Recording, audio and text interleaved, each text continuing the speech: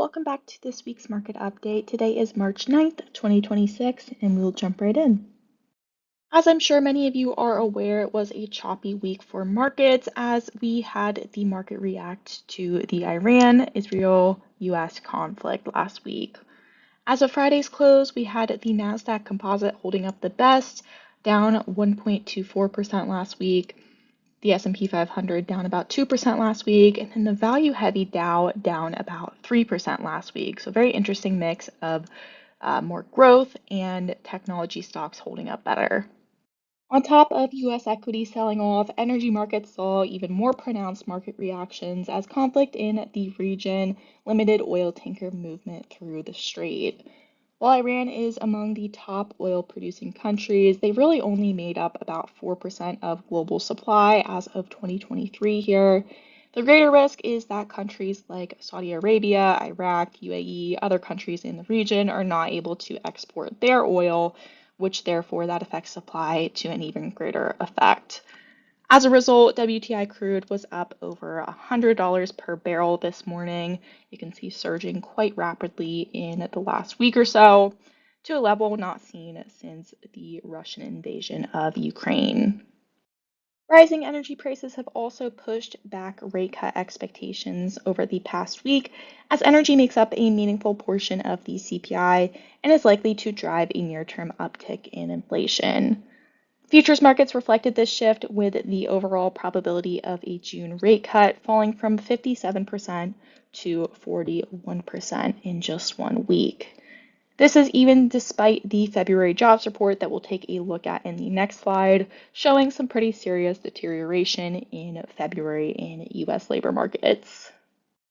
Moving into our economic news, the U.S. labor market showed signs of cooling in February as payrolls actually fell by 92,000, well below expectations of a gain of about 50,000 that economists were initially expecting.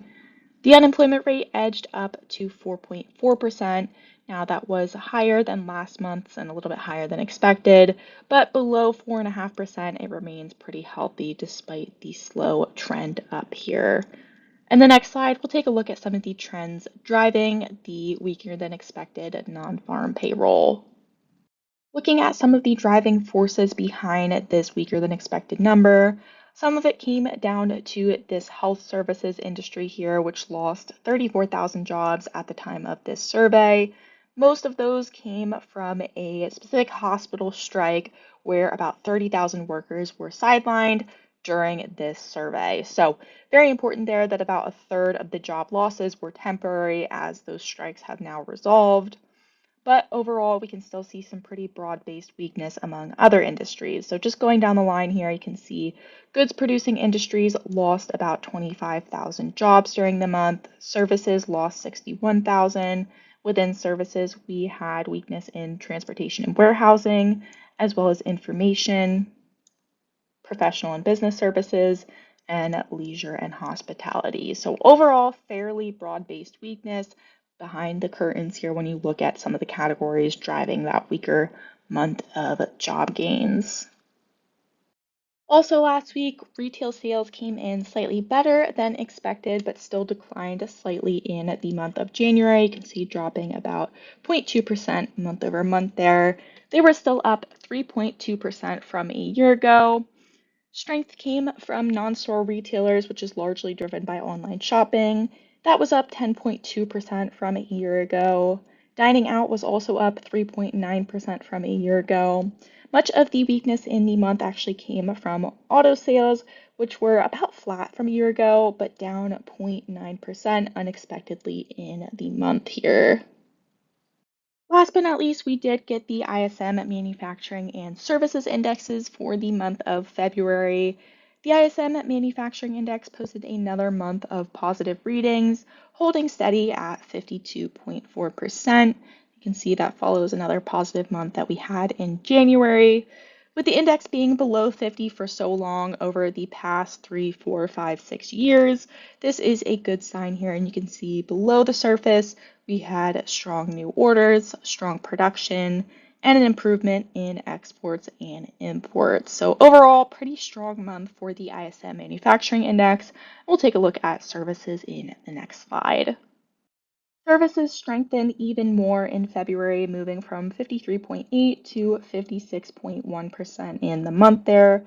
That was driven by strength in business activity, new orders, employment improved from a neutral to a more positive stance there.